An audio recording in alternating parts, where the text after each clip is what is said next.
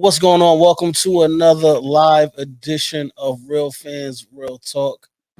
Man, we got a good show coming to y'all today. I just got to say this though, because I just looked up at the comments and I see how we starting today, Eric, and they're gonna blame me for this, but it's not my fault. I'm just letting y'all know right now. When y'all see the first comment that I put up on the screen, don't say it's because I started this conversation or this dialogue, and then something we're gonna get into talk about somebody else, one of my favorite players, and then it's gonna be my fault. No, I'm not taking the blame for this one. Anyway, let me introduce my co-host, my brother Eric Sanchez, aka Legend in Two Games. What's going on, man? What's really good, bro? I saw the first comment. I already know. We know the type of energy everybody's on tonight. But it is one of the top stories. Even though we should be talking about the finals, we got to talk about this particular team. So go ahead, Trip. I'm just gonna put the comment up on the screen. Shout out, first of all, shout out to Ron Charles. That's my guy right there. Ron, he been rocking with us for a minute. Dan Hurley turns down Lakers 6 year, $70 million deal. Thoughts? Eric, how does someone turn down coaching the mighty Lakers and coaching LeBron James, even though it's an old Braun? Again, I just want to put the disclaimer out there. This was the first comment in the chat today, people. This was not a Trip Young put this thing up there so we can have some way to magically start talking about LeBron James. Eric, since this is specifically directed towards you, I'm gonna let you go first. You are correct, Trip. This was the first comment. Ron, shout out to Ron, who's always a great supporter of the lives in the show. It's a little bit of a backhanded compliment when he says turn down the mighty Lakers. We know what he's hinting at. But Ron, as you know, because you've been such a great supporter of the show, Trip and I had this discussion back and forth. Not the last episode, but I believe the one before that, where we talked about the Lakers head coaching search should center around their future and not their current roster. And to me, I think that's why Dan Hurley turned this down. Dan Hurley, though it's a lot of money, probably had some conversations with Rob Pelinka, probably saw that the front office was going to try to go and try to win a championship either this year or next year with LeBron. Dan Hurley realized this is a trap.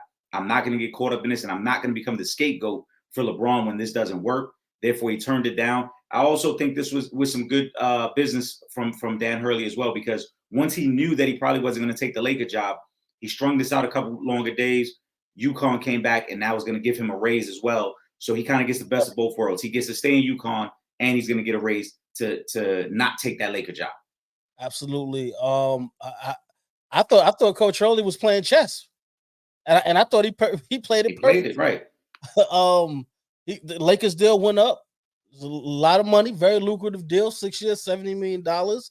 I mean, who the heck could turn that down, right? But you're a championship head coach at the collegiate level.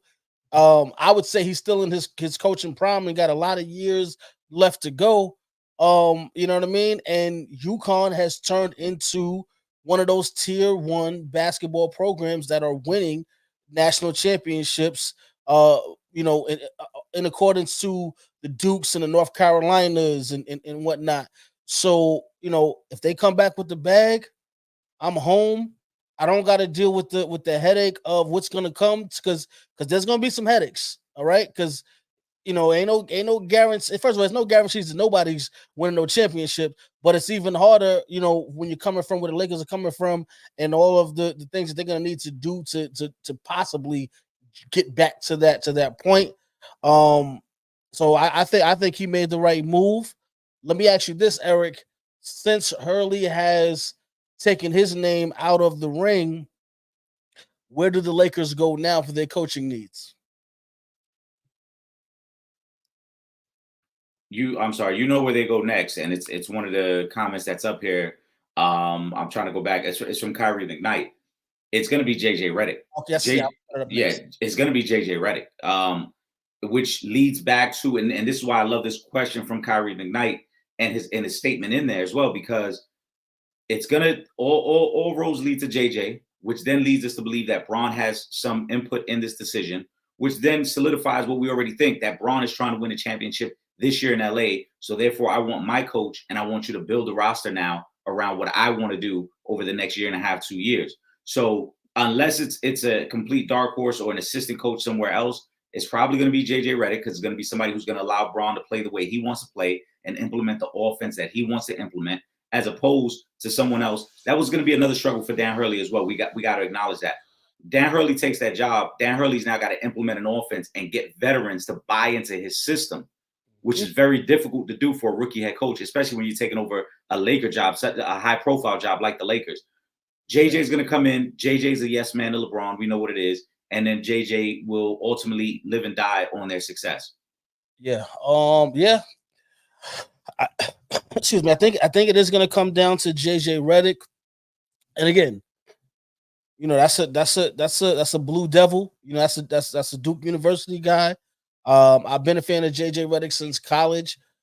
I like him in the media as well. But I particularly want him as the Lakers head coach. I would like somebody with a little bit more experience than JJ Redick. Not to say he couldn't do the job, because we all have to start from somewhere. But JJ Redick wouldn't be my pick for coach. Maybe it would be LeBron's pick for coach, but it wouldn't be mine. There's a guy, and I'm going to put up Kyrie's comment because this is for me.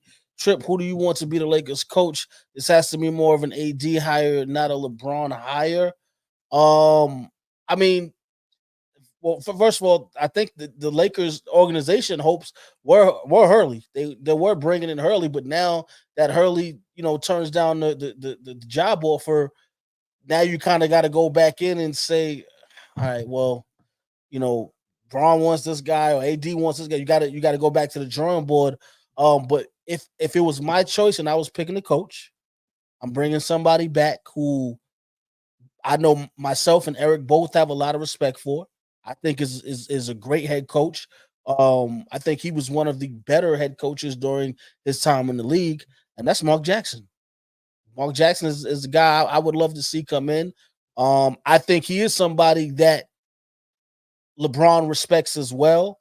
I think AD will respect him as well as a head coach. So that's the person who I would like to see come in and get this head coaching job. Obviously, that's not going to happen. I know we've been trying to get Mark Jackson back into coaching for a couple of years. Eric and myself have been talking about Mark Jackson and why he deserves to be a head coach in this league. But if you're asking me, that's who I would like to see as the head coach. I mean, I think on the surface it sounds great, but it leads back to that same crossroads of, well, then who's in charge? Because if Mark Jackson comes in, Mark Jackson is a respected figure within the basketball world. And if he comes in, it can't be, well, I'm going to cater to Braun. It's got to be Mark Jackson's voice leading the way. Yeah. And ultimately, I don't know if that's what Braun wants now. I think Braun wants a coach who is going to allow him to kind of speak through the coach, where it's like, this is what I want to do. But instead of everybody looking at me saying this is what Braun wants, the head coach is asking for these things. And that's why I don't think Mark Jackson would take the job. And that's why I think a lot of people are scared off by the job. And look, let's be honest. And I think all of our supporters will admit this. We know Braun is one of the greatest of all time. No one's ever questioning that. But at some point, you got to hand over the reins and give up the control. Yeah. And Braun doesn't want to give up the control. You know what I'm saying? Braun is the guy, when you're playing Madden at your boy's house, that want to tell you all the plays in your ear to run. And it's like, yo, but let me play. If you want to play, then you play. If not, let me play. So Braun can't have it both ways. And I think that's the real dilemma that the Lakers are having right now, finding a coach. Yeah, the biggest issue is LeBron still believing that LeBron is the best option for everything. So I think, at this point, we're not at that point anymore. Now, if we're talking about Miami Heat LeBron, I ain't gonna say nothing. Even if we're talking about Cleveland Cavaliers LeBron, I ain't gonna say nothing. But LA Lakers LeBron is not the guy where, it doesn't even matter who the coach is, who's on the other side of the floor, because we're talking about LeBron James.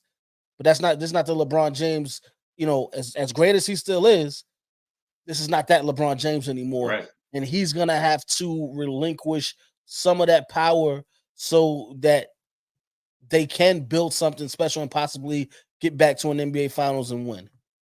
But Braun don't want to build anything at this point. Well, let's keep it real. He doesn't, and I don't blame him. You're going into year 21. You don't have time to build anything. You want to win. That's why I don't know why he's dragging this thing out with the Lakers. He should leave.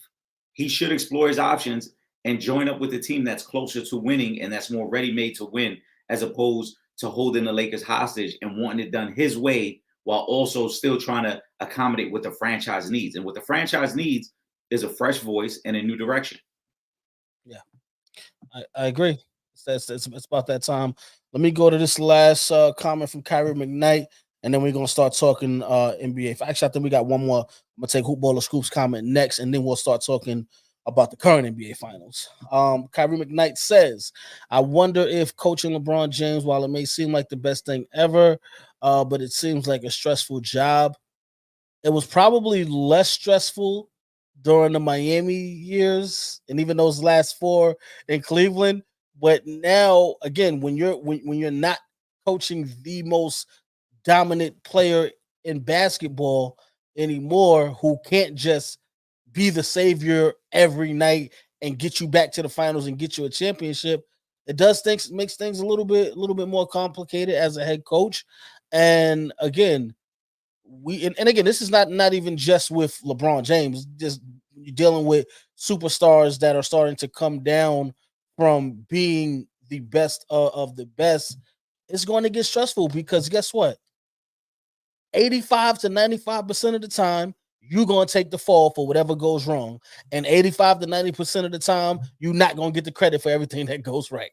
So, Well, no, I think you put that percentage too low. 100% of the time, the blame is on you, and yes, 100% of the time, you're never going to get enough credit, right? yeah, Because when we talk about uh, LeBron's success, right, we overlook how great of a coach Eric Spoelstra is. mhm. We just make it seem like, hey, LeBron and the Heatles, they went to 4 straight NBA Finals. When we talk about LeBron overcoming a 3-1 deficit, we say LeBron and Kyrie. We never say Ty Lue is the only head coach to ever overcome a 3-1 deficit. We never give Ty Lue the credit as the head coach. It's Braun and Kyrie, right? So it's like it is one of the most stressful jobs, and I don't think it doesn't matter what era of LeBron, whether you're talking Miami LeBron. I think the only time it probably wasn't really stressful was that first Cleveland stint when he was still very young and the expectations were low because we knew he had so much time to achieve all of this greatness that we thought he would achieve. But from the Miami years on, I mean, Eric Spoelstra almost got fired that first year that LeBron was down there, right? David Blatt, who had a successful career coaching in Europe, made the NBA Finals and then got fired the very next year. He's out of there. Right? LeBron goes to LA. Luke Walton's building a nice young team there. Luke Walton gets fired immediately. We knew he was going to be out of there. I'm saying, but he gets fired. Frank Vogel wins the championship. He gets fired. Darvin Ham was handpicked by LeBron. He gets fired. It's 100% the coach's fault. It's never LeBron's fault. Unless they win, then it's all LeBron's success. It is without a doubt one of the most stressful. And that's why I say I don't think a veteran coach, and I don't think any coach with real leverage wants the job. JJ Redick is in a tough spot because JJ Redick doesn't have a lot of people blowing up his phone for a coaching job. So if he gets the opportunity, like you said, you got to start somewhere. And if you get an opportunity to coach Braun and AD, why wouldn't you as JJ Redick your first time out the gate? Yeah. But I don't think it's a desirable job for anybody. No, but for JJ Redick, I think it is because as a technically not even a rookie head coach because you haven't, you know what I mean? You haven't even got you a job yet. But for JJ Redick, it's an ideal situation because you are going into a situation where you do have, two of the better players in the league. You know what I mean? You're going to get a nice little contract out of this thing. And we already know going into this thing, if they don't win, we know what's going to happen. You know you're going to get the blame anyway. So it's like whatever. But at least all right, LeBron is going to make that push for me. You know what I mean? So for him, it is what it is, especially if he's trying to get into coaching now and make that his new gig post his NBA career. But again, yeah, like you said, I don't think none of the big dog coaches was taking that job. I think it wasn't gonna happen. You kind of had to go to the collegiate level or a young rookie coach to kind of come in here, because again, if the Lakers don't do well, you're the one that's gonna get dog walked through the media, and then you and your rest of your staff is gonna be out of here at the end of the year anyway. So it is what it is. Shout out to Kyrie Thompson. He says, Trip, why when you talk about LeBron, you have a joy in your eyes? Well, first of all, who's y'all favorite player? I want y'all to drop in the comments. Who's y'all favorite player? And when y'all talking about y'all favorite player, don't y'all got a sense of pride? And if you don't got a sense of pride when you're talking about your favorite player, because he's not him. If your favorite player was him, you'd have a sense of pride when you're talking about your favorite player. When Eric get up here, he talk about Kobe, he got that pride. You see that pride in his eye because Kobe was one of the ones. Listen, I'm a big Kobe fan. I'm just listen. We know Trip. We know you've had this affinity for Braun for a very long time. I'm surprised that you even are subjective at this point about the coaching search or anything like that. But yeah, it's a terrible situation for any head coach. It doesn't matter who it is. Shout out to Natural Immunity. Looks like I haven't seen that name in the comment section before, but appreciate you checking in. As that person, I'm not sure if it's a guy or girl, but no real coach will take that job. I agree. I don't think there are any legitimate coaches that will take that job. It's going to have to be a first-time hire, somebody who just wants the opportunity and hoping to prove themselves through the opportunity, similar to what Darvin Ham was facing when he took the job. Shout out to Natural Immunity. Yeah, this is my first time seeing you in the comments, but welcome to Real Fans, Real Talk. Welcome to the family. Firing Ham to hire Reddick is wild and proof that they don't plan on winning. Well, I don't know about that. If they don't plan on winning, it's difficult. It's a difficult process to bring in the next Lakers coach because of all of the things that coach is going to have to deal with. So I don't think it's that they don't plan on winning, because nobody's going in. Well, no playoff team is going into this thing thinking, yeah, we about to lose another year, so it don't matter who we hire. I highly doubt that that's the case. But again, who are you going to bring in? They tried to bring in someone else who obviously would have still been a rookie in the NBA, but a very accomplished at the collegiate level, in Coach Hurley. He turns down the offer. So, if you go to JJ Redick, I saw Rondo's name was also somebody that they were talking about as well. I don't know how far along that idea had come, or if they had talked about that with anybody, but I did see Rondo's name on a short list of potential Lakers head coaches. To me, the Rondo move doesn't make sense, though. I think Rondo is one of the smartest basketball minds we've seen over like the last 30 years. Hearing him talk about the game and then hearing other players and teammates talk about his impact in those huddles. But again, if you're Rondo, why would I take this job? Like, I don't need LeBron undermining me every time things don't go his way. Yeah, I don't need LeBron undermining my decision making every time we don't do it the way he wants to do it. So if I'm Rondo, I would rather take an inexperienced roster and take the bumps and bruises for 2 or 3 years and really prove myself as a coach, as opposed to, I could take Braun in them and probably get 45 wins, right? And be a playoff team, not a championship team, but a playoff team possibly, because you still got Braun and AD. But those would probably be the most stressful 45 wins you'll ever get in your life. It's not worth it. Yeah. Kyrie Thompson says, no, it's like a Shannon Sharp kind of love. It is. It's his fault. First of all, did y'all not just see me come into today's show and start off being objective and getting at LeBron? Did I not do that? I'm be honest. What we need to do is we need to all reach out to Shannon Sharp, Uncle Shay. Him and Trip should do a live stream. It'll be a 24-hour live stream where they just talk about all their affinities and love for LeBron. And they would just highlight all their favorite LeBron moments. It might need to be more than a 24-hour live stream, but I guarantee it's going to at least be one full day. One full day of LeBron talk. 2 days. One day for each 10 years. Oh, my God. Now, come on, listen, Natural Immunity. We just invited you into this is not a good way to start off being a part of the family, man. Of course, you retired 3 years ago. Now you need to stop with that one. First of all, LeBron Raymond James, aka King James, aka the chosen one, at his age right now, last season was better than 80% of the league. So we don't do that. He should have retired 3 years ago. All right. LeBron's still putting up numbers now. Like we ain't gonna do that and be disrespectful to the king. All right. But I do appreciate you saluting us. We appreciate you for joining us, man. You keep rocking with us because we're gonna keep going. Kyrie says Lakers are not close to winning the title with this roster. I agree with you. I think there's a lot of moves that need to be made. If this was a prime LeBron James, oh my God, here we go. Maybe that'd be different. Here we go. Oh my God. Not right now. Not right now. That's not it.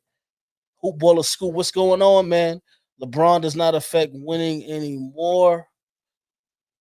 I don't know. I don't know if how I feel about that comment, but I'm gonna let it. That's right. I Okay, mean, Hoop Baller no, Scoop. I mean, but listen, I think I understand it. And Hoop Baller Scoop, I apologize if I'm incorrect, but I think what he means is he doesn't affect winning on a championship level. He's not talking about winning like, oh yeah, like I said, win 45 games to make the playoffs. Because there's a lot of guys who can get you 45 wins and get you into the playoffs. Hoop Baller Scoop is talking about affect winning on a championship level, on a deep playoff run, like your team is able to play into late May, early June type level. Those days, I agree. I think those days are done for LeBron, but LeBron just seems to be the only one that doesn't realize that. Yeah, I bet you if I was coaching the Lakers, they win the championship this coming season. What Hoop Baller Scoop said? He said Trip. He said Trip and these ifs, like you just said, right? If you was coaching, yeah. All right, man. You know what? Let's get on to this. Let's please come on, because we spent 20 minutes talking about Braun. Let's come on. It wasn't my fault. Y'all can't see. No, I'm not going to accept this. There's no way. You're the first comment in here. Shout out to the family. Ron Charles was about the Lakers. So y'all know, y'all like to get me started. That's what the problem is. Y'all like to get me started, and then it's my fault now that we up here 20 minutes in. We still talking about LeBron. I'm going to the next comment, okay? We're going to talk the NBA Finals now. What we got first up here? Okay, we're going to Pooh. Shout out to Pooh. Where you at, Pooh? What's going on? Biggest reason the Celtics are up 2-0 in the series. Eye test wise, to me, Mavs don't have enough. This could be a 4-1 Boston. Don't think it's going to be a 4-1 Boston, especially after Kyrie put that 5 up, like you said, Eric, and told them they be back for game 5.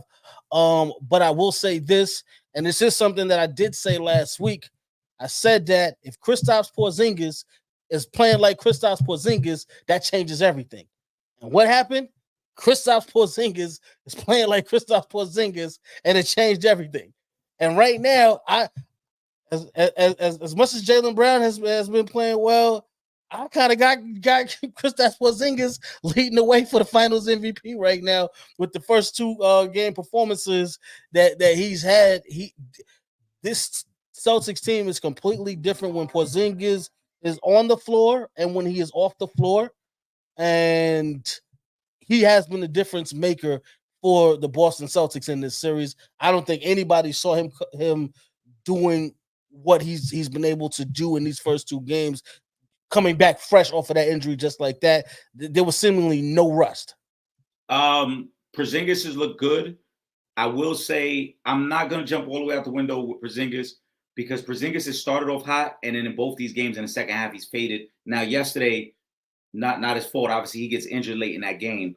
But in game 1, he got very hot. And then I don't know if it was just the halftime break and then the rest to start the third quarter. He didn't seem to have the same rhythm in the second half. Same thing kind of happened yesterday. However, he is impacting the game on the defensive side of the ball, where he has just been an ultimate rim protector for them. And it was one of the things I highlighted. I said he had to be healthy because I didn't know how Al Horford was going to be able to hold up against these athletic bigs of the Mavs. Porzingis has done his thing. Yeah. Shout out to Poole. Couple of things stick out to me. And Trip, you both could be right, because she said this could be 4-1 Boston. You say you don't know after Kyrie held up the 5. Technically, Dallas could get back to game 5 and then still lose the series. So both things could be true there. But a couple of things stick out to me. It feels like, and supporters, let me know if y'all noticing this as well. It just feels like Boston's playing at a different speed. They're getting all the deflections. They're getting all the loose balls. They're getting all the blocks. They're getting back on defense. On offense, they're pushing the tempo. They're being much more aggressive offensively, I think, than Dallas is. Dallas just seems to have like this very relaxed, cool mentality about them. When they bring the ball up the court, when they set up their offense, everything just seems like it's cool. We got Luka. It's straight. Let's just get in the pick and roll action here. Whereas Boston seems to be like, no, let's push the pace. Let's force you to scramble on defense, and let's force you to have to rotate 3 or 4 times to find an open shooter. And I think that's really the difference in the style of play.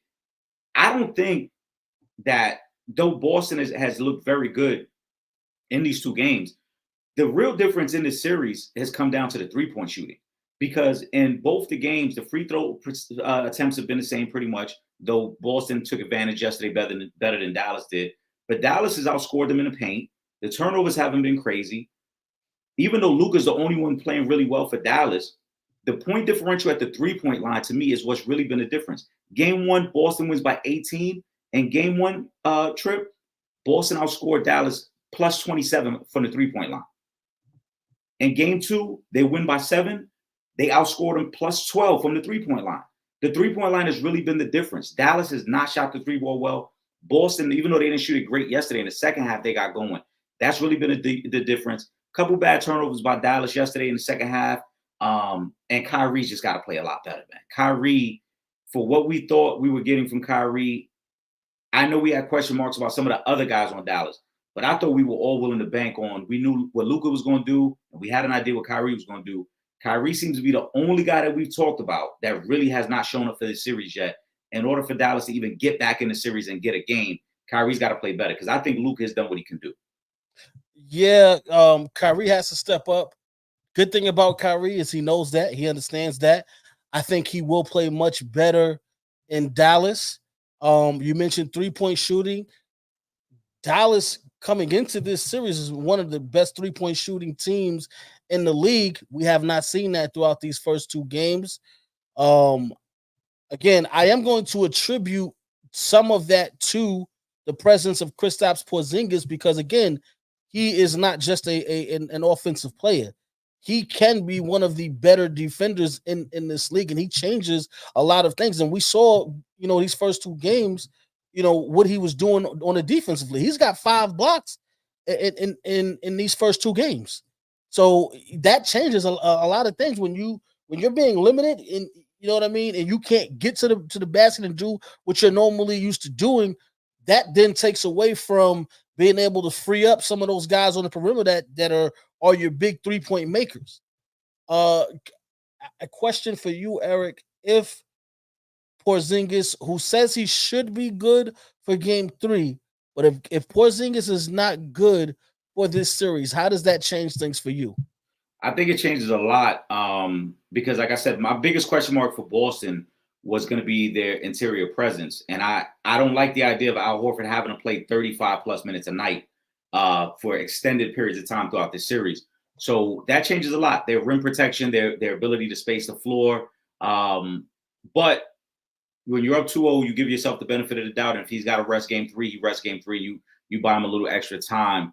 Right now, Boston's in the driver's seat.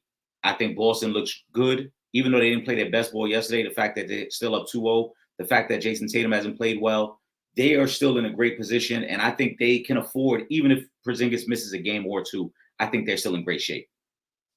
So we got to see what happens there. Shout out to Will Gordon, bro. It's a make or miss league, but styles win fights. Look at the lack of lobs and rebounding by Dallas bigs. Kyrie has been off, but the bigs were the difference versus Minnesota. Great points all across the board, and I agree. I always say styles make fights, styles win fights. The lobs haven't been there. A lot of that has to do with Porzingis. I think a lot of that has to do as well with the fact that Boston has taken on the approach of just going straight up with Luka. It was one of the things, I think it was Rich Dre who brought it up when I went live for the pregame before game 1, where he asked how they were going to try to guard Luka. And I said, I think you make Luka a scorer. You don't allow him to facilitate, and therefore you don't allow everybody else to get involved. And game 1, Luka only had 1 assist. And Boston is taking that approach. And even though Luka's hitting his shots and he's hitting some tough shots, they're basically saying, we're not going to allow you to kick out. We're not going to allow the slash and the lobs. And we're going to force everyone else to figure out their own way to score. We're not going to allow Luka to set it up for them. So that's really been the trouble for them. I think that Luka has been forced to be a scorer and they can't get everyone else involved. Yeah. I mean, it was looking a little bit different in game 2 because game 1, at the gate, it was a bloodbath. But game 2, we did see Luka able to facilitate a little bit more. Obviously, he finishes that game with a triple-double. We got the 11 assists. Again, still wasn't enough. I just, that Kristaps Porzingis being in that lineup changes things a lot. Mm-hmm. I got to give some props to another player. I'm gonna throw Pooh's comment up here because right along in line with who I was going to mention, Jrue Holiday, 19 points. She says 65% field goal, 44% from the 3. And Kyrie, 14 points, 35% field goal, 0 from 3. Surprise Jrue outplaying Kyrie.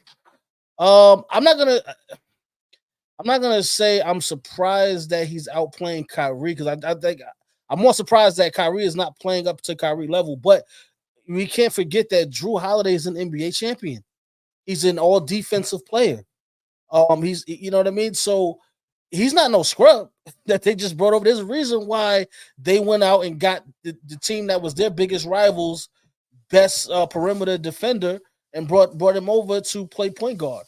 That's why they were able to let Marcus Smart go, because they knew they were going to get an upgrade at that position with Drew Holiday, who is just as good as a defender as Marcus Smart, but can do so many different things on the offensive side of the basketball. And that's what we've been seeing from Holiday through these first two games. Do I think it's going to look like this for the entire series? No. I think Kyrie, comes to play, and then we're like, okay, this is Kyrie, and then it looks a little bit more even. But realistically, this is pretty much on par for what Drew Holiday does. It's just that Kyrie is not putting up nowhere near the numbers that he puts up. So now it looks crazy, but this is pretty much Drew Holiday. I mean, it's easy to say Drew's outplaying him because of the numbers that Drew put up in game 2, the 26 points and all that. But it's really about Drew's defense. And Drew, his versatility to guard either one of those guards on the perimeter has been the biggest, biggest, I think, difference, because Luka's had to work very hard. Shout out to Poole. You noticed that. Yeah, but I caught it while I was talking. But I think Drew has been a great X factor because Tatum hasn't played well. And because Tatum has struggled, Drew's production offensively has been much more impactful. If they had Tatum's numbers, I mean, then these are probably both blowouts, and these aren't even close games at all. But because he struggled, Drew has played great. I want to circle back to something that Will mentioned as well about the four guards they can run at Luka. That's a great point. They're making Luka work. Dion Hoops Page talked about Luka having to defend. Luka's had to defend. I think Luka's held his own. He's averaging 3 steals a game in a series. So he's held his own. The bigger issue, I think, for Dallas is they have nobody else who is creating. We thought Kyrie would be somebody else who could create, and he has not created for them. And I don't know why Jason Kidd is being stubborn and not playing Tim Hardaway Jr., who is a proven vet off your bench, who can get you buckets, even in short spurts. I don't understand why they're not doing that. Overall, though, I think when you look at the numbers of the whole series, it's not as far off as people think, because Dallas won the rebound number yesterday. Dallas is getting to the free throw line. Dallas is winning the points in the paint. For all the talk we have about Porzingis guarding the rim, Dallas is winning the points in the paint. And you saw yesterday, even though it's as awkward as it seemed, when they would throw the ball to Gafford and just say, yo, go ahead and get that bucket in a mismatch, Gafford could get the bucket. It's just that the three-point shooting. Dallas in game 1 was 7 for 27. In game 2, they were 6 for 26. You cannot win a game shooting that poorly. You're shooting under 30% in the playoffs. You can't win that game or you're already the team that's less talented. We know Boston is the favorite. Boston has more weapons. Dallas just has to make those shots. Yeah, and I will say this, and I'm gonna go to the Kyrie's comment. Luka, they pretty much been running everybody at Luka that they want, and everybody been doing what they want. But since we established that defense don't really matter, it don't even matter. He's still gonna do his thing. So it's all good. Now let me go to Terrence. I'm not saying they're close to Boston. What I'm saying is, when you look at the totality of the numbers, the difference in this series isn't so wide that Dallas can't get back into the series. The difference in the series is that Boston has more balance and they're shooting the 3-ball better. Right now, it's Luka, and then they're hoping that they get somebody else to score. You look at Boston game 1, I think they had 5 different guys who had at least hit 3 threes in game 1. Yesterday, they got 4 guys who scored double digits. They're getting more balance. I think Dallas can get back in the series. I'm not ready to say the series is over, though it looks great for Boston. Don't get me wrong. I would be naive to be like, oh, Boston isn't in great position. But let's also not pretend that we've seen 2 other times within these own playoffs where teams were down 0-2 and still found a way to force a game 7. These series shift very quickly, and if Porzingis misses time, there will be an opportunity for Dallas, who's going back home, to get back in the series. Yeah. Kyrie says, Lord Jesus, the media fans started praising Kyrie. How LeBron said he missed him, but he's playing like ish. But let's be honest, Kyrie has been up and down most of the playoffs. Is Boston the problem? I mean, you got a lot of, you said, Eric, there's a lot of guys that can guard Kyrie and Luka in Boston. So if he's not on his A game, it could be very spooky out there for those guys. And that's what we've seen in these first 2 games. But you know what? Listen, guys have ups and downs. We'll see. Like I said, we see how Kyrie does at home. There's a little him being back in Dallas help out. I think he does play, but I don't see we go 3 straight games where we're coming out of this game like, yo, Kyrie was just not it tonight. He just did not have it. I don't know about 3 games in a row. I think we see a difference in Kyrie in game 3. Um, but yeah, it's tough matchups in Boston. Um, Let me go to this one from Jason Kidd before last game says Brown is Boston's best player, and Holiday said he not lying. So was Kidd trying to divide among Brown and Tatum? He probably was. Well, That's yeah. the best note because one thing I can say about Jason Kidd is he watches Real Fans Real Talk as well, and he's been seeing the debates that we've been having these last couple of weeks about who was the alpha on that team. So he says, you know what? Let me go by what the gang was saying. Let me throw something up in the air, see if I can make it stick. Because if you could just get a little bit of friction in there, might be able to help. Because remember, mental is one of the biggest aspects of any game that you are playing. And if I can get into your mind and throw you off mentally, I ain't really got to worry about much else. That's gonna make things a lot easier for our team. Now Drew Holiday agreeing with I don't know if that was Holiday kind of trolling back or trying to play the mental game by him agreeing with him. But I will say this: Jaylen Brown has definitely been the better player these first 2 games of the series. Jalen is been a more complete player. Everything that Jalen's doing, defensively, offensively.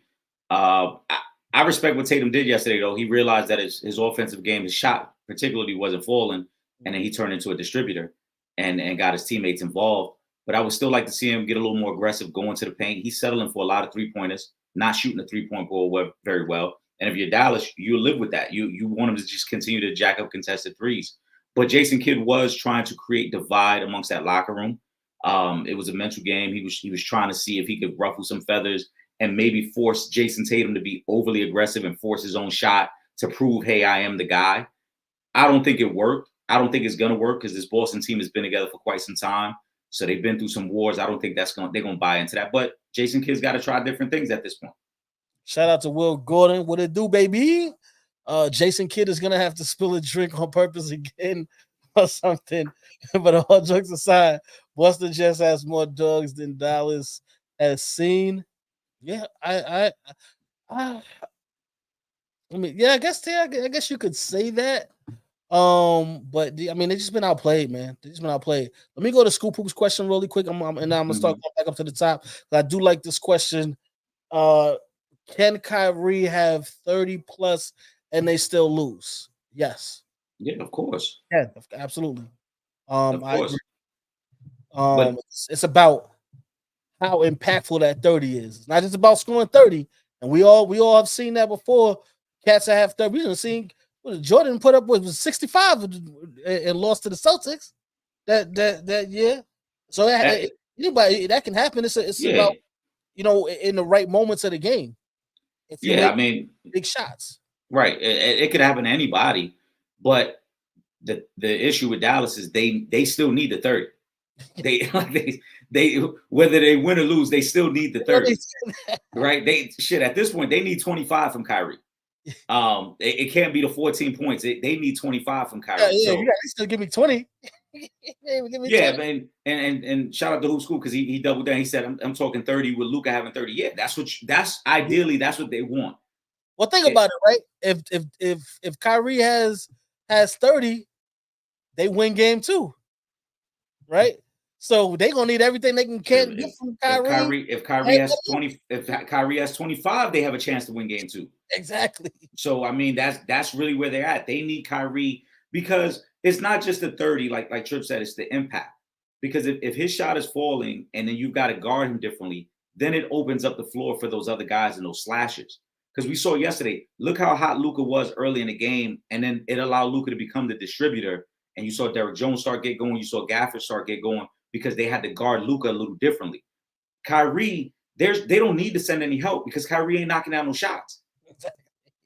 You see it like Tatum and Brown both guard him one-on-one. They not worried about no help coming over because he ain't knocking down nothing anyway. So it's cool.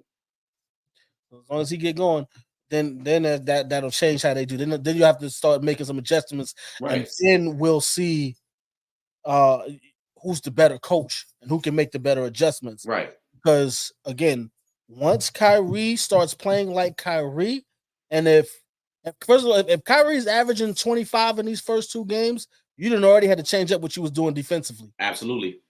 Right now, you don't make any adjustments.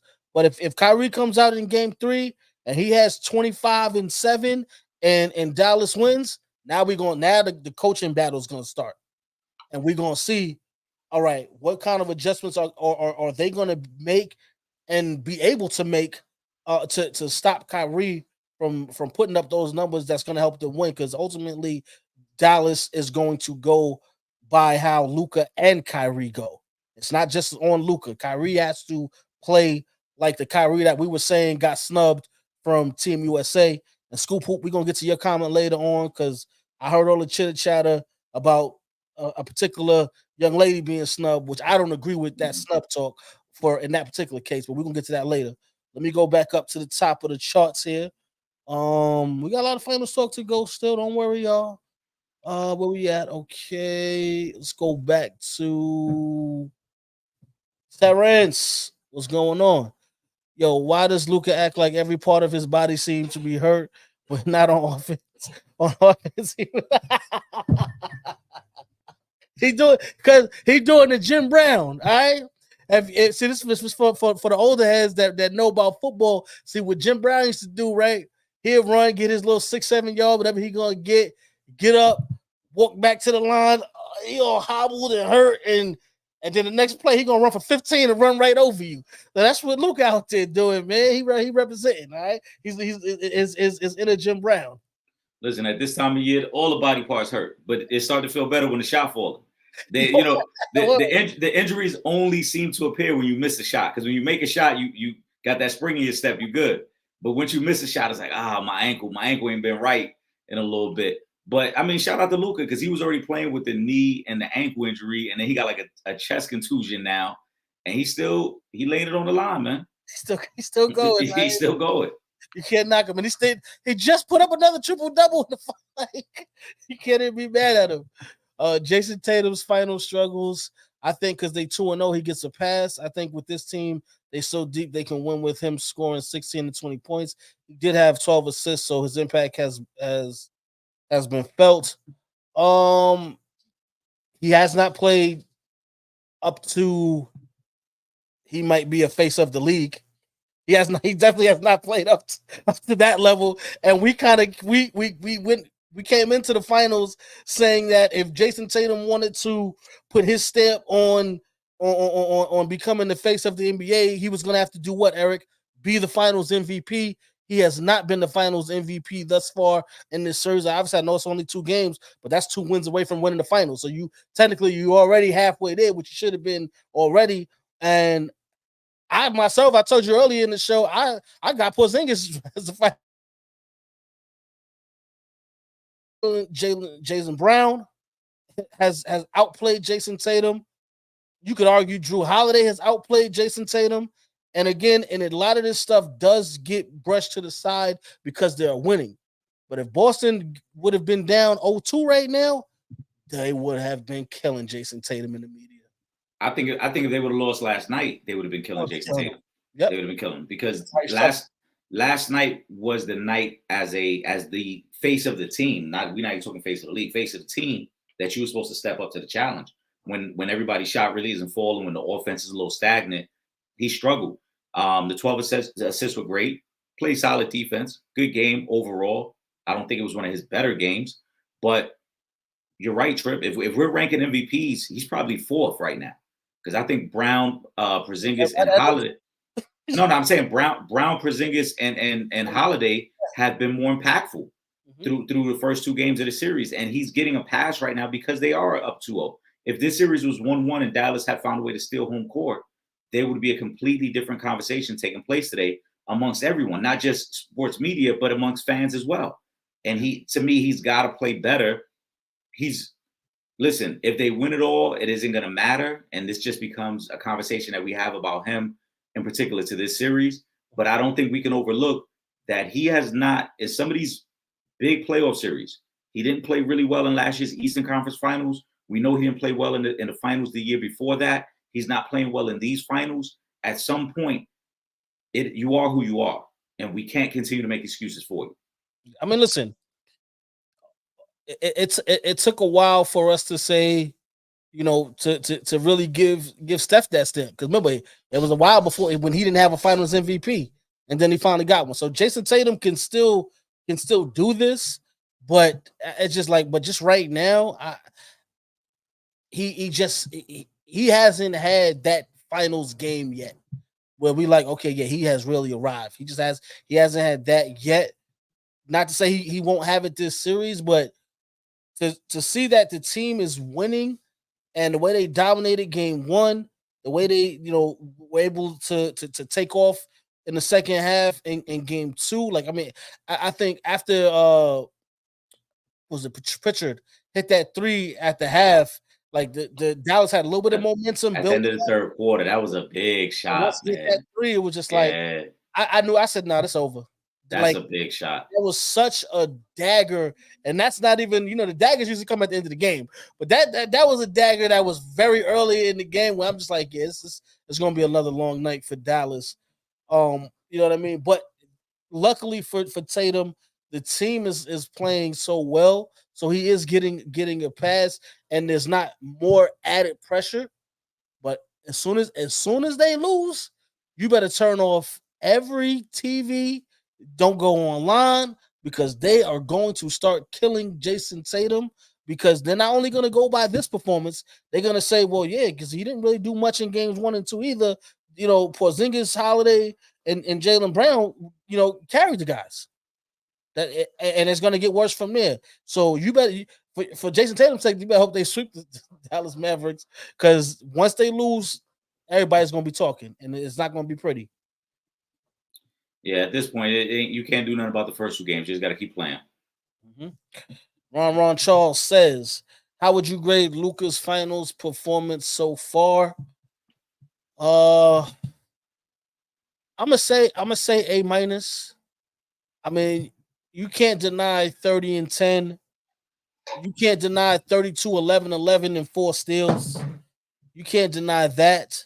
The reason I'm saying A minus for two reasons. Because one, you haven't been able to turn that into a victory. One, and two, defensively, guys been dancing on you. So that, yeah, I can't give you an A plus, but you can't deny 30-point triple double and 30-point double double. So I'll say A minus. I'm giving him a B. He's scoring really well. The turnovers are a little bit of an issue.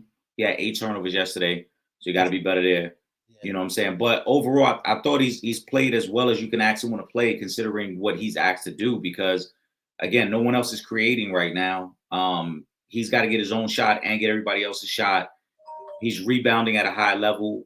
I think he's defending pretty solid. Again, he's averaging 3 steals. So every time they try to target him, he's holding his own.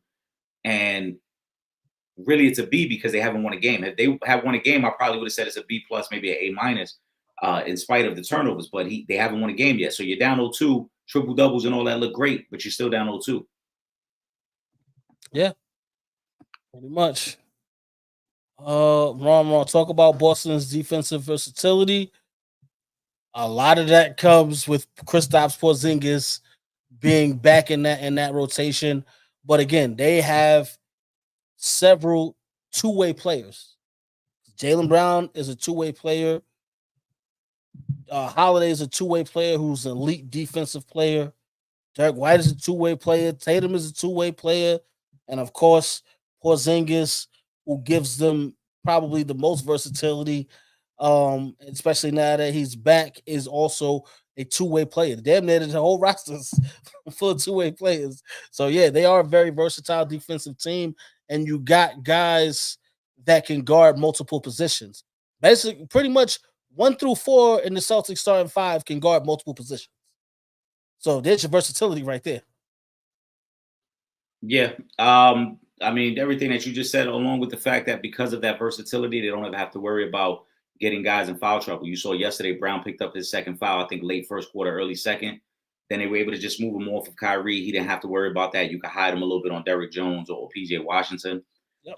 Again, you could throw Drew at Luka at times. You could throw Tatum. You could throw Brown.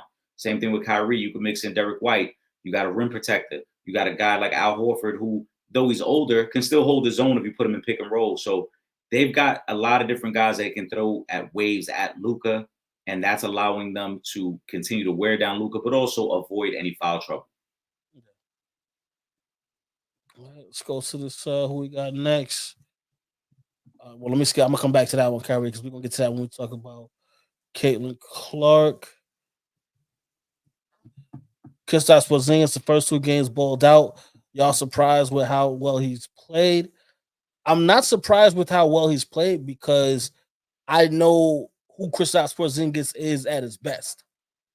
Was I surprised maybe there wasn't more rust coming back? Yeah, I thought it'll be a little bit, you know what I'm saying? But no, I'm not surprised at what he's been able to do on both offensive and defensive side of the basketball because I know who Kristaps Porzingis is. I've seen him for a long time. No, I'm not surprised because I think his minutes are right where I thought they would be. Yesterday he played 23 minutes. I think in game 1 he played something like 26 minutes. He's getting a lot of his minutes early, which I think is very smart of Joe Mazzulla. Get him going early, and then in the second half you kind of just go with the guys you want. You don't force his minutes. He's been a little cold in the second half, but overall he's played well, and he's been very active on both ends of the court. It will be interesting to see if they use him in game 3 and how they use him again, because they've been able to limit his minutes because they've been able to play with a lead for most of these games, and they haven't had to force him beyond that threshold of like 24, 25 minutes. Yeah, let me go to Scoop Hoop's comment. In defensive Tatum, he don't need to be a 30-a-game scorer. No, he does not need to be a 30-a-game scorer for the Celtics to win. But he does need to be a 30-a-game scorer if you're talking about being the face of the league and winning the Finals MVP. I don't agree with that. I don't agree with that. I think he just got to be more efficient. The team is well built. The team is diverse, and he doesn't have to be. You could be the best player on that team and still be the face of the league if you're efficient. I just don't think he's efficient enough, and he's not assertive enough to be the face of the league. Certain guys have to go for 30. Like Luka, we know got to go for 30 every night. Shai Gilgeous-Alexander got to go for 30. But I mean, there's a lot of nights the Joker don't go for 30, but the Joker can impact the game with his efficiency and everything else he can do. He probably still got a triple-double though. Right, but that goes to the efficiency. I can impact the game in so many different ways and impact winning. I don't have to be a 30-point scorer because there's other talent around me. So there's some nights where Tatum, he's gonna have to score 30. There's some nights where everybody else ain't got it. But on nights like yesterday, you don't have to score 30. We can still win, but you do need to be more efficient. You can't be shooting less than 30% from 3-point. You can't. At one point in yesterday's game, I think he was like 2 for 9 at one point in yesterday's game. You can't be that inefficient as the best player on the team. Yeah. I would have to ask you this: who was the last face in the NBA that wasn't just putting up 30 at will? It's a great question. Thinking back, face of the league. That wasn't maybe Magic? Yeah, but I mean that's also a different era. That's what I'm saying. Other than that, in this era we in now, she kind of got to stick to that because the problem is the media since with the NBA, like it seems like the media kind of forgets about defense. They're gonna look at it as if you're not putting up them kind of numbers, you're not dominating.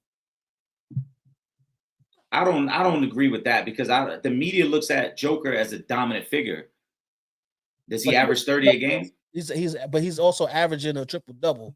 So they got some kind of balance. But one has nothing to do with the other. You could be a volume scorer and not be a dominant figure. Because there's a lot of guys, when we look at the points per game list, there's a lot of guys who are in the high 20s who are not dominant figures. They're just volume scorers. So that's why I don't think 30 and face of the league go hand in hand. I think those are two separate conversations. The one who wasn't face of the league that wasn't doing it. I mean, I guess we would have to go through the list of points per game over the last like 15 years. But I think you could be a face of the league and a dominant figure and not average 30. You can be a guy. If you're telling me if Tatum was a guy who averaged 26, 8, and 8 on the best team in the league, that's not enough to be the face of the No, league. I think that is good enough. Right. So that goes back to my efficiency. But again, he's also going to have to be an MVP or be a Finals MVP to go along with that as well. Because the last couple of faces of the league, we talk about LeBron, you talk about Steph Curry, you talk about Kobe Bryant, you talk about guys like Shaq, like MJ. That's the type of numbers that those guys were doing, and they were no debating the alpha on their teams. Like we're really still kind of in this debate whether is it Jaylen Brown, is it Jason Tatum, and to really get to that spot, it can't be no debate. There's no way we're sitting up here every week wondering, all right, is it Jaylen Brown because he's been doing this? Is it Tatum because there's no in between. It's you know who it is. There ain't no debating. I think I feel like we had these same conversations about Oklahoma City when it was KD and Russ. Yeah, but they at least were both damn in there putting up crazy numbers too. I know. I'm just saying though. I mean, we can have this debate about a lot of people, and I agree with you. I think I would like to see Jason Tatum be more assertive. I think we're all saying the same thing. We want him to be more assertive. We want him to like impose his will on the games more often. So I think we both agree on that. I just don't think that the correlation has to be a 30-point scorer. I would just like to see him be more efficient and say, look, I can control the game however I want. If you're going to take away my offense tonight, then I'm going to kill you with rebounds, assists, and defense. And I can still get you to the 20 to 25 because you're trying to blitz me and take away my offense. And then on nights when I need to give you the 45, I can give you the 45. I can do those things. I think that's what we're all asking for. He just doesn't seem assertive enough. There are many times where he's just very passive and is more than willing to let other people take control. Like I think one of the reasons we're really having this conversation about Jaylen Brown and Tatum is because Jaylen Brown has set the tone in both these games. His aggression, the way he's attacked the rim, the way he's played defense has set the tone. Yesterday, I thought it was very telling that he was the one who was mic'd up, and you hear the way he's talking to the teammates. Stay in the moment, guys. Yeah, we're not shooting it good now. Like he's taking a natural leadership that we expect and we want from Tatum. Maybe that's why we continue to have this conversation. And that's why I've been using the expression, you got to pee on the hydrant. That's it. You got to put your stamp down. And you know what I'm saying? You can't even give nobody a chance to take that because they will. Because guess what? You ain't the only nice player in the NBA. So if you give somebody a chance to take that spot, they're gonna take it from you. It is what it is. Will Gordon says this Boston team has been built beautifully. They have multiple guys that can win games for them. If Tatum is off, Brown can win. If Kristaps is off, Horford can step up. Then you have Drew and White. They are a very balanced roster again with multiple guys that can guard 1 through 4 and can give you points on the other side of the basketball. So yeah, I agree with that, Will. It's a beautiful comment. Shout out to my main man, Will Gordon. It's crazy to hear Will Gordon say this because when we had this lengthy debate in the preseason where he thought Milwaukee was going to be better than Boston, and I said Boston was better constructed for a playoff run. And now Will Gordon has completely come around on his opinion. I appreciate that, Will. I'm glad that you finally realized what Milwaukee did with Dame never made sense. And Drew Holiday in Boston, it all makes sense. Scoop Hoop says, Trip, they teammates, not against each other. You saying outplaying him, outplaying the Mavs. Okay, so here's the thing, right? You're playing 2 different games. So yeah, obviously we're playing the finals and it's about outplaying the Mavericks. But then if we're having that second conversation where it's okay, is Jason Tatum a realistic candidate for being the face of the league? Then he has to assert himself. You can't be the face of the league if you ain't even the face on your team. If you ain't the best player on your team, how can you be the face of the league? So you have to assert yourself in a way where it's like, yeah, like, okay, I'll give you that. You don't have to have 30 points every night, but you ain't been playing well, brother. This ain't you ain't playing at the MVP level for somebody who was supposed to be in that conversation this season. Would you agree with that? Has he played at the MVP level the first 2 games? No. No, he hasn't.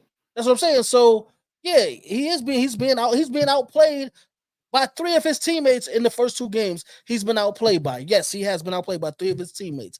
And if you are going to be that alpha, yeah, even if you're not scoring 30, we can't come in here talking about, yo, well, they won in spite of Jason Tatum not playing like the All NBA Jason Tatum that we have come to know. That's what the conversation has been. They're winning, but Jason Tatum ain't been playing great. He ain't had no great first 2 games. Nah, I think also the other part of this that we can't ignore. Shout out to Scoop Hoop, obviously, but the other part of this we can't ignore is that for years we've had this conversation as to whether these 2 guys can win together. This isn't a new conversation. This isn't new subject matter. We've wondered if these 2 guys could win together, and now that they're on the cusp of winning, to Trip's point, we're seeing points where we're wondering if we were even wrong about Tatum.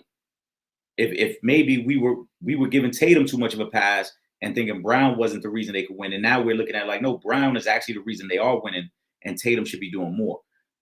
Granted, it is against the Mavs. You win, that's all that matters. But let's not act like this conversation just started this year. This has been an ongoing conversation for at least 4 years between Brown and Tatum, and can the Celtics win with these 2 guys?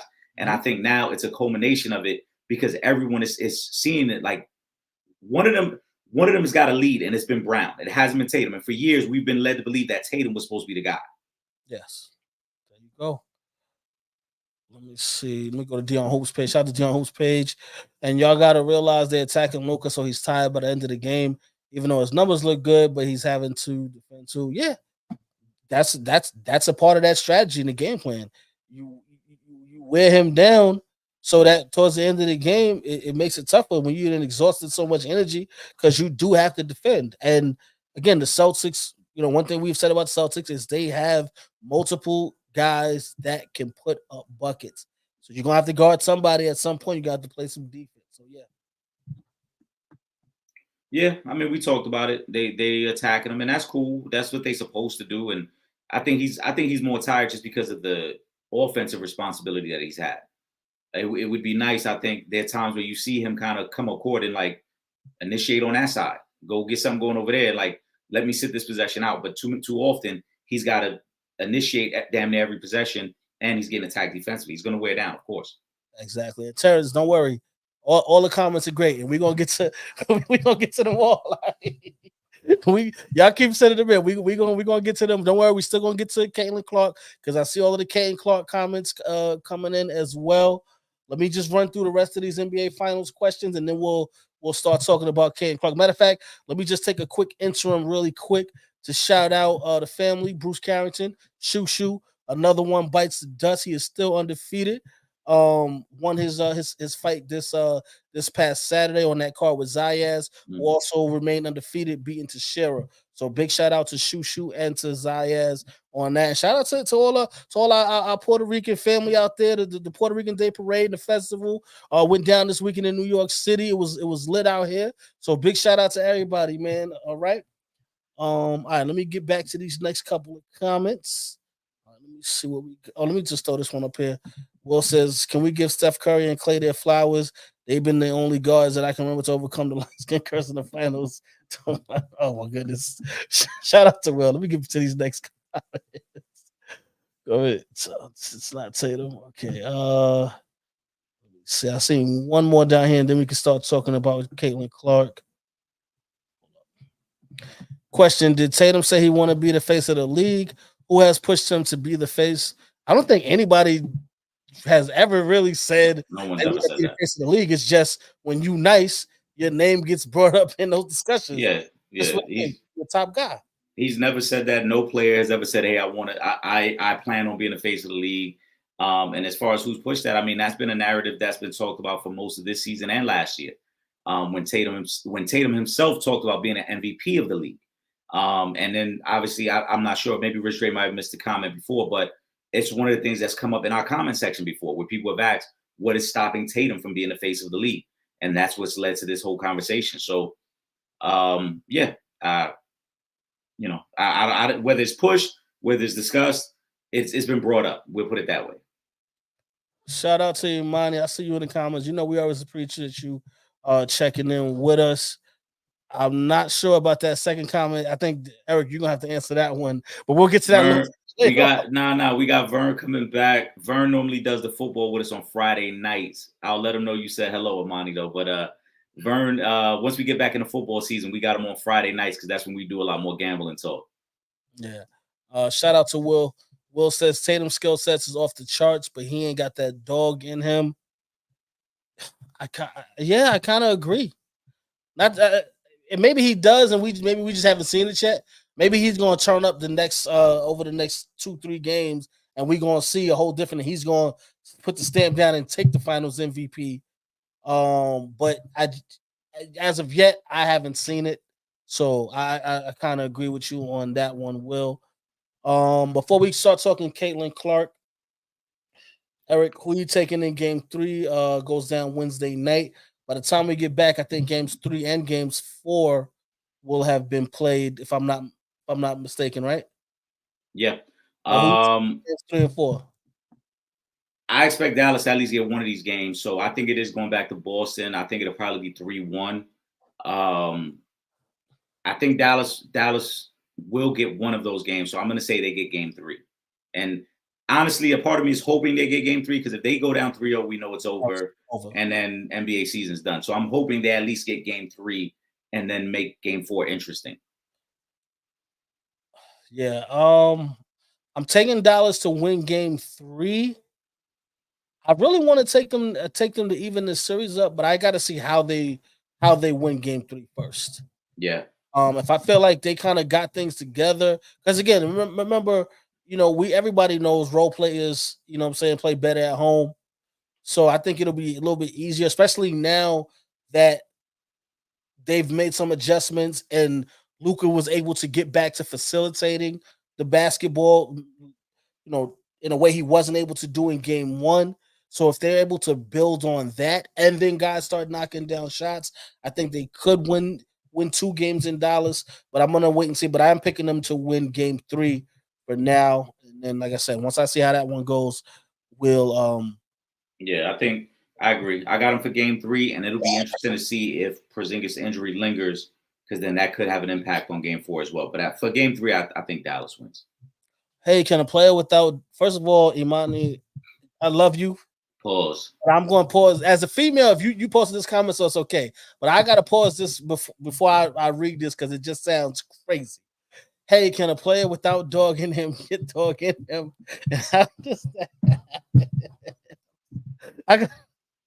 We love you, Imani. Put him on MJ's team. If he that might help him. MJ slap you around a little bit in practice, yoke you up. Put him on the team with MJ. If it's there, MJ can help. But I don't know. I don't know if it's not in you. Now it could be a situation where it's just not activated. Maybe that's it. So maybe it was always there, but the switch just wasn't hit, and then maybe at some point the switch gets hit.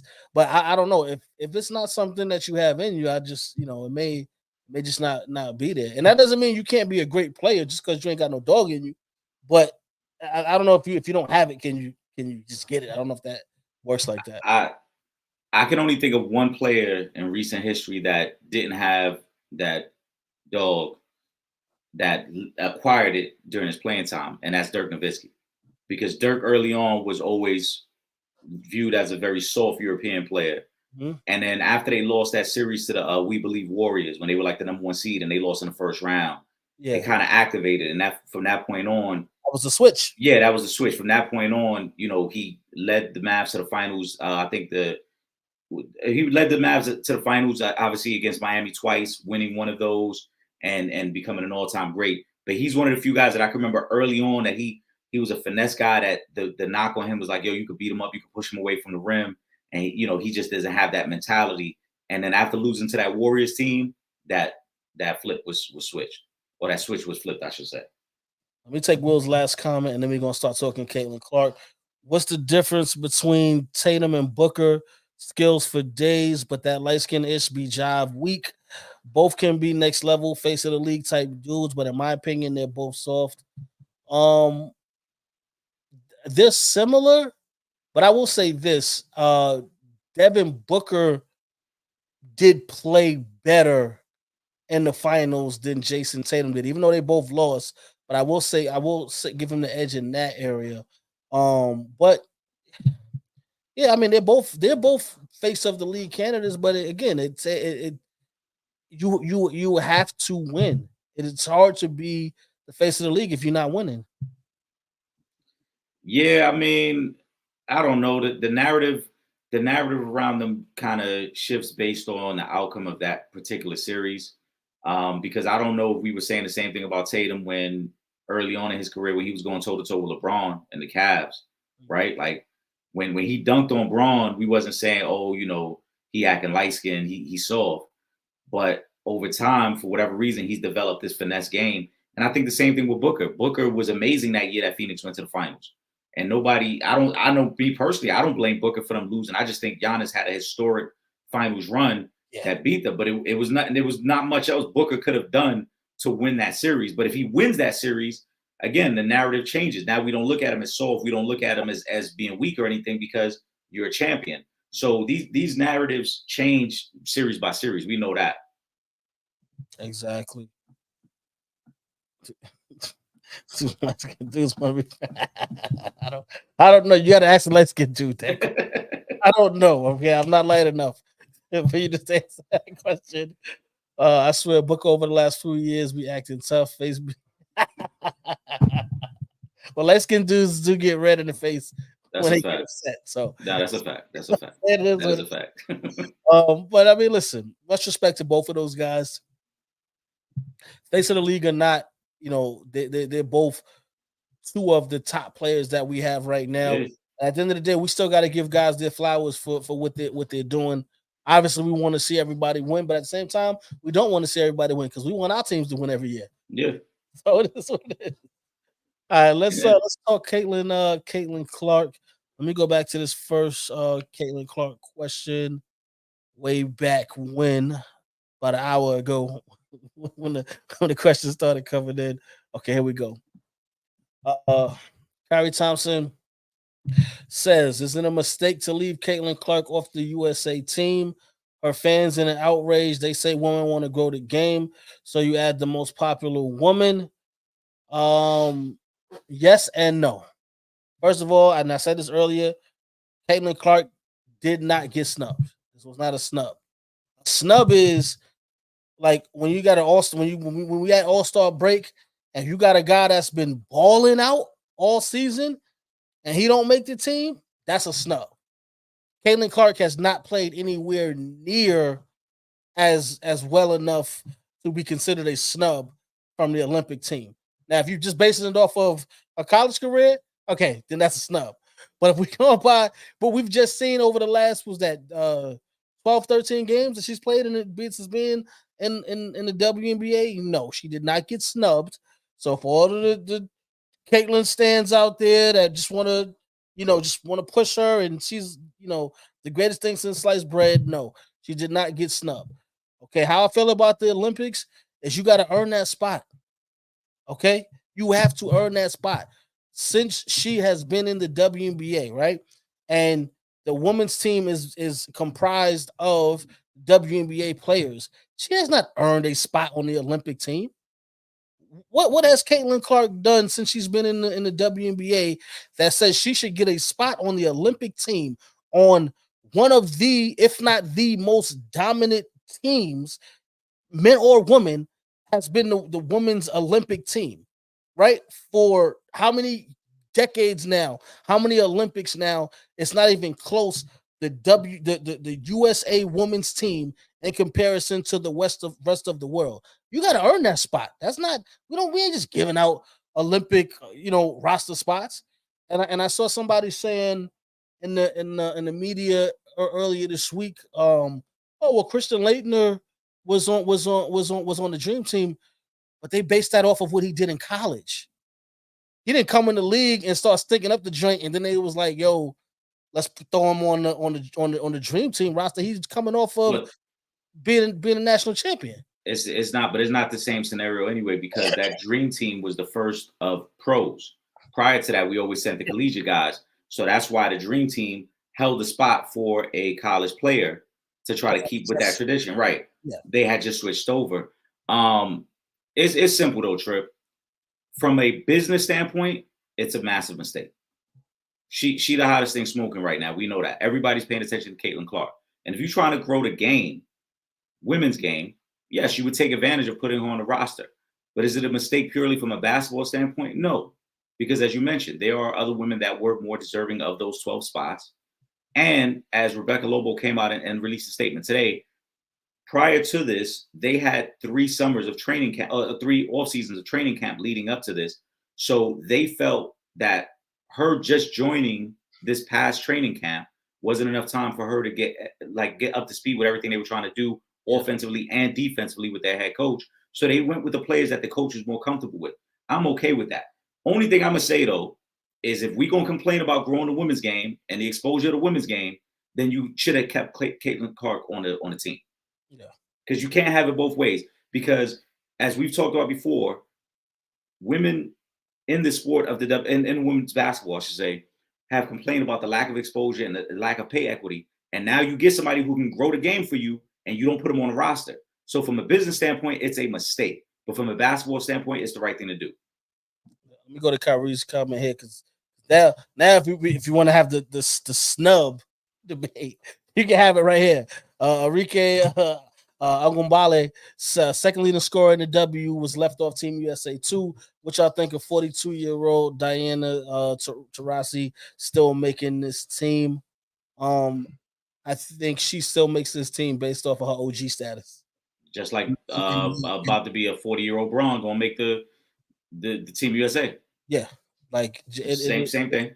But again, when you're talking about Diana Taurasi, you're talking about somebody that has the resume and has put in the work to get that spot.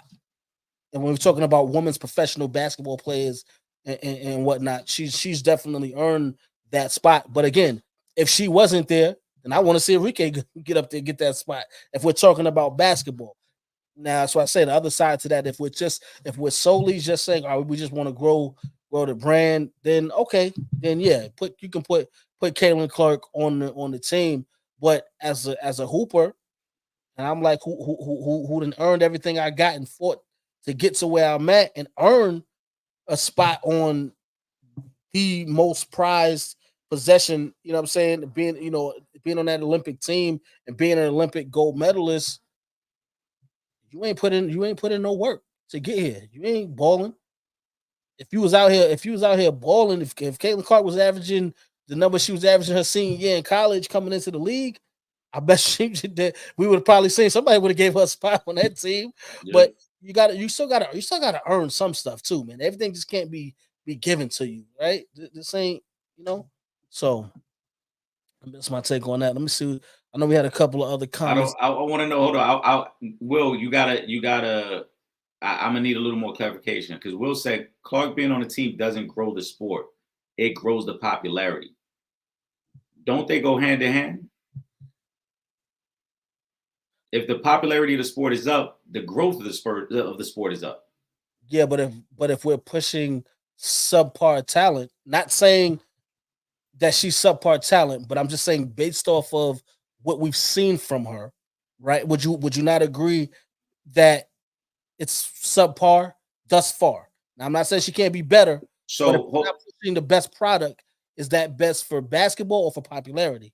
Hold on, but you're saying all right. So you're saying based off her performance within the W, right, which has been less than expected, right? We expected more. But her being on the team isn't about her production. Her being on the team is the exposure. That's because right, which then grows the sport. Yeah. That's my point on it because I agree. Do I think she's had the greatest rookie season? No, it hasn't been what we thought totally, right? She's had spurts, but not totally. But if we're saying we want to grow the brand of the WNBA and the sport of women's basketball, why wouldn't you have the most popular figure in the sport right now be a part of the Team USA that's going to go around globally and be broadcast globally? That's what I'm saying. That's the catch-22 that we're in. Yeah, it's gonna grow the brand. But then are we saying so now? Are we saying these 12? How many is the roster? 13 or 12? The Olympic team 12, I believe 12. Yeah, are are these 12 women the best uh black women best basketball players in the world? yeah. But the Is last one Olympics, girl the most- last Olympics had the last Olympics had the best 12 women in the world. How did that grow the sport? yeah, they That be came that's back why I say on that. Yeah, like and that's just playing devil's advocate because I'm not saying anybody should be taken off just for Caitlin Clark. But if we're talking the business of the sport, which is something that the W and the women within the W have been pushing for the last few years, why not take advantage right now? yeah. Like Growing to will would mean people watching all the WNBA teams. The Fever is the only beneficiary of her popularity. that's within the W. But if she's on Team USA, now that opens up the exposure for the other players that everybody else doesn't know about. Yeah, yeah. That's what I mean about You want growing with her popularity, right? that's the gist of it is you want it to carry over Because from the Olympics back to the WNBA. how many players benefited from Jordan being on the Dream Team? So a lot of them benefited from Right. Because there were a lot of guys on that team that weren't household names. yeah. Right. They were great NBA players, don't get me wrong. But you can't tell me that dudes in Italy was going crazy about Chris Mullin before the Dream Team. No, They but learned about Chris Mullin through Michael Jordan being on the Dream Team. yeah, but you did have Magic and Larry on Of that team. course. No, of course. I'm not talking about those guys. I'm talking Yeah. about the lesser names. Yeah. Right. There were certain names on the Dream Team that weren't big megastars yet. That That were- exposure, the fact that I get to stand next to Michael Jordan every day gets exposure for me now. Now Yes. people want to know who I am. Now the difference is though is that Michael Jordan was the best player on that team. Correct. Yes. And that's the other side of the argument as well. I agree. Now you go over there and you don't look good. Now how does that affect the brand? They're gonna limit her minutes anyway. You know that. She's gonna play in like little 6-minute spurts. They're not putting out there for 25 minutes. Full of seats. Yeah, get a little 6-minute run, get a couple threes up, let the crowd go crazy because they was happy to see you. But more importantly, they'll get to see everybody else. They're gonna see you on the layup lines. Yeah, they'll get excited to see you, but it'll really be about everybody else. Yeah, and so it's tough because now I globally, right? Is the world watching the WNBA? Is the world and I mean just them as a brand, but I mean is the world watching women's basketball like that? To say, all right, are we even going to like even if Caitlin Clark is there, how much does it really trickle back to the WNBA? I don't know. Well, and that's the Will Gordon's point, and it is a great point as well because, like he mentioned, the Fever are the benefactor, right? Not the rest of the league. But you won't know. You won't really know until you test the theory. Because right now we won't get an answer either way. Now, has she gone and then the reaction around the world is lukewarm about it? It's no harm, no foul. You didn't lose anything. But it will be. But I will say this: the reaction around the world will be bigger if 4 years from now, Caitlin Clark is an all-star, and now she's on the Olympic team. I think it'll be a much better branding if she's going in as one of the top ladies. I agree. I agree with that too. If she's one of the 5 best players 4 years from now on that Olympic team, yes, the branding is even stronger. But my whole theory on this whole thing is that for years now, we've heard the league say, we deserve this, we deserve that, we deserve more attention, we deserve more money. Now you have the opportunity to capitalize on the attention you have. Yeah. Like the other night when Caitlin Clark and the Fever were in town to play the Mystics normally average 4,000 ticket sales per game. For that game, they sold over 20,000 tickets for that one game. Yeah. Now, yes, to Will's point, the Fever are the benefactor. Everybody's paying attention. But that also shows that just Caitlin Clark being in the building, people are gravitating towards that. Mm-hmm. So why not test the theory and see? We put on a team, even if she don't really play. Yeah. Let's see what happens. Let's see if people around the world start to pay more attention to the WNBA. But, I mean, we'll never know. Will says snub is Christian Layden over Shaq. If I'm not mistaken, Shaq was in the league at that point, though. No, they both came out same time. They both in college. Yeah, Oh, okay. yeah, same time. Yeah. Christian So Laettner had the brand. That's what it was. Christian Laettner had the brand. He was coming out of Duke. He was a champion. And you know, he was the pretty boy that everybody hated. He was the preppy pretty boy that everybody hated. And it made sense for the branding. how far did LSU go that year? Do you remember? I think LSU might have been a Sweet 16 team.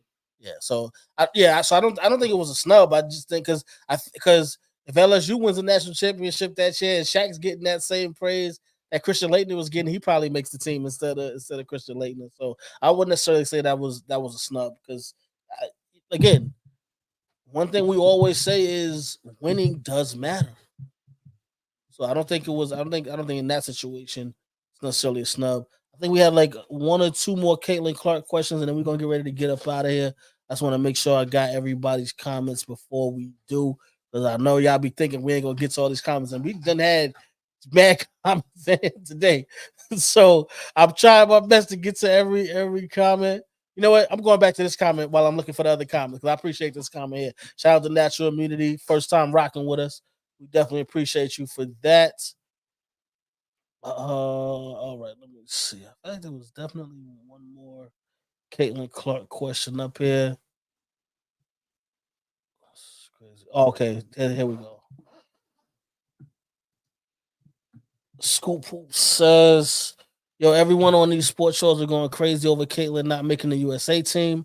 I never seen people loving on the girl so much. They want rules to be broken for Caitlin. Shaking my head.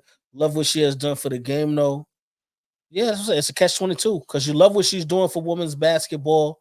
You want to see that. You want to support the woman and expand, but at the same time, see, people have a problem with the golden boy rule in the NFL with Tom Brady, but Tom Brady was that guy when they started changing the rule. My only thing with Caitlin Clark is I want you to ball out.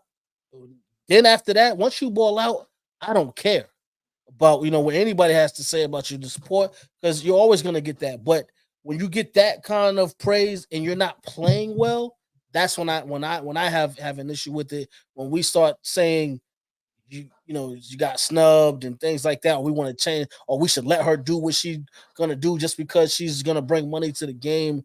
That's what I have a problem with because I am very adamant about people earning what they get because don't nothing come free in this world, don't nothing come cheap. You got to put in work for anything that you do out there. Yeah, it'd be great to just fall into $20 million, but that's not how this thing works. You got to grind it out. I'm not sure what rules he's talking about that people want to be broken for Caitlin. That part I'm not sure. But in terms of everything else, I think that the debate really just centers around, like we said, for a long time, the WNBA and women's basketball wanted a level playing field. And now that they have the attention, I don't think they're taking advantage of it.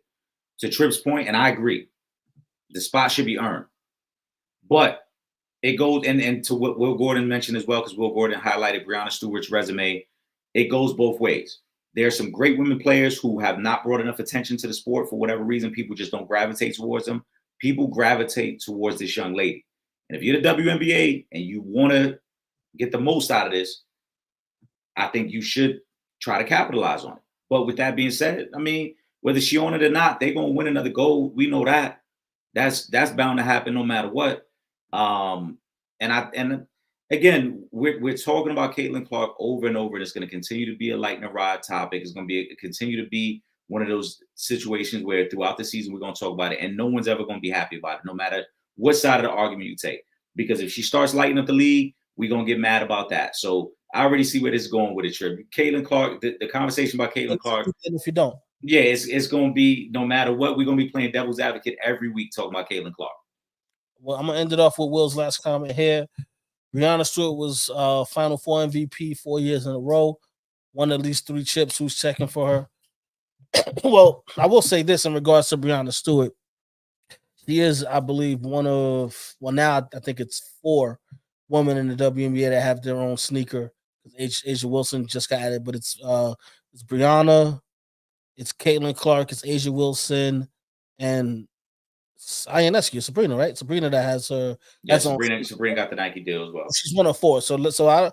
We gonna still put some respect on Breonna Stewart's name because people definitely are checking for Breonna Stewart. It's just that when Breonna, there was an anomaly that happened in college basketball a year and a half, 2 years ago now, and the popularity that was able to be gained from this last 2 seasons of college basketball kind of shot things up, like which is why Paige and Juju are gonna have so much of a boost. And there's one more girl who's actually, I saw that's come out of college. I forget her name, but they're going to be able to blossom and help build this thing so much because of the doors that have been opened. But when Breonna Stewart was in college, we wasn't checking for women's basketball like that. Now, that's not to say we haven't watched in spurts. Me, Eric, and myself, we support the Liberty obviously as a New York thing. You know what I mean? So yeah, we want girls to win. You guys know we've had our share of women's basketball players on the program, both professionally, collegiate, overseas, whatever have you may be. So we're always in support of that. But the facts are the facts. The viewership wasn't there at that time. So no matter how dominant a Breonna Stewart might have been, or you know what I'm saying, or any of these talented women in college, or even playing overseas, the viewership just wasn't there at that point. So now it's a little easier to say, yeah, like when it's there and you're gonna come in and people can capitalize off of it. But when Breonna Stewart was in college, it wasn't like that. I mean, listen, it is what it is. Some people just hot. Timing is everything in this world. And Caitlin Clark is hot right now. From a player perspective, she's just hot. And we ain't got no control over it, and we can't control it. I think one part of it that nobody ever really talks about, or that people love to just overlook, is that the men's collegiate game is so trash right now that it opened up this venue and this opportunity for the women's game to thrive. And like you said, we had, what LSU did the last 2 years with Angel Reese, right? And what she brought to the game as a player and an off-court personality. What Caitlin Clark brought to the game as a player, and then what Juju and Paige Buckets brought this year.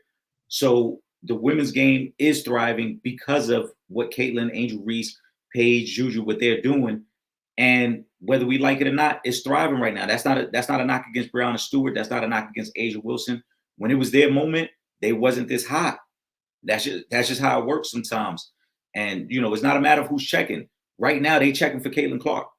Even though her resume ain't on that level, that's who they checking for. You got to take advantage of it if you want to thrive. And if you think about it realistically, the men's game has kind of been on a decline since Zion left. You know what I'm saying? That was really, yeah. I mean, that was really the last draft class that we was, yeah. Basketball. And that's no disrespect to to the guys that were drafted after, because so obviously Anthony Edwards is one of those guys. Wemby was one of those guys. Wemby didn't play college basketball here, so he doesn't really count because he was overseas. But the talk about men's college basketball since Zion has been on a slow decline. Mm-hmm. So yeah, you're absolutely right. It did. That left the gateway open for the women to come in and do something special. And you have to have the talent to do that. You have to have those storylines. You have to have those great players. And they did that. And they had players that people were checking for more than they were checking for the players that were on the other side of that. Yeah. And Caitlin Clark is a big part of that. Angel Reese, like you mentioned, big part of that. And they have now, with those two, they've now opened the door for Paige and for Juju to come right around and really turn this thing up. So yeah, I'm looking forward to it. Go wait and see. Eric, give us a final thought, man. Yo, as always, love and appreciate the supporters for rocking with us every week, man. It means so much to us, and we look forward to doing this again next week. Make sure you guys tune in Wednesday night, 1 hour before tip-off. I'm doing a pregame for Game 3, so make sure you lock in. Make sure you follow both of us, man. My brother Trip Young, myself, Legend of 2 Games. You already know Trip. Oh, and well, I don't know if we're getting together next Sunday. I know Balling for Peace. Saturday. Shout out Balling for Peace is Saturday. But if we don't get together Sunday, let me just put the message out there this week. Happy Father's Day to all the fathers out there. because next week is Father's Day. So I know we might get together Monday next week. Yeah, we're just gonna do Monday this because I We'll know do Monday. So early Happy Father's Day to everybody out there as well. Absolutely. Really quick, I'm gonna use my final thought to just run down a couple of things that were on the rundown. Ryan Garcia arrested on felony vandalism charges, which is crazy. He's been on a downward spiral ever since how you get one of the biggest wins of your career and then you on a downward spiral from there. He's down. Congratulations to Ricky Hatton and Michael Mora. They were the two headliners from this year's Hall of Fame boxing class. Big shout out to both of those guys. And happy trails to Giants tight end Darren Waller, who announced his retirement. I think he's doing music now. I heard the song. I wasn't really impressed by it, but more power to him. If somebody likes it, then somebody likes it. That's all I can say about that one. And yes, Bowling for Peace is going down this Saturday. If you haven't already, get your tickets. Come out, man. There are a lot of special guests that are going to be popping up at that basketball game. I told you guys the headliner last year was Whoopi Goldberg. Don't be surprised if you see one of the top names right now in R&B pop up at Bowling for Peace, because you know Ron is known to work his magic. But with that being said, make sure you guys are following us on our social media: Instagram, Twitter at Real Fan Talk, Facebook.com/Real Fans Real Talk. Let me throw that YouTube up there on the screen, youtube.com/For the Fans Productions. And of course, if you're not in New York City on Thursday nights and you can't watch on Verizon 43, you can still watch from anywhere in the world. All you got to do is hit that website, realfansrealtalk.com, click the red button on the homepage, and you can watch from anywhere in the world. Also, make sure y'all subscribe to the two realest podcasts in the world. Pretty much, that's what they're saying anyway. That's that's what the streets are saying. Sanchez Show podcast and the Real Fans Real Talk podcast. With that being said, though, for myself, Trip Young, and my brother Eric Sanchez, aka Legend in Two Games, we up out of here. Peace.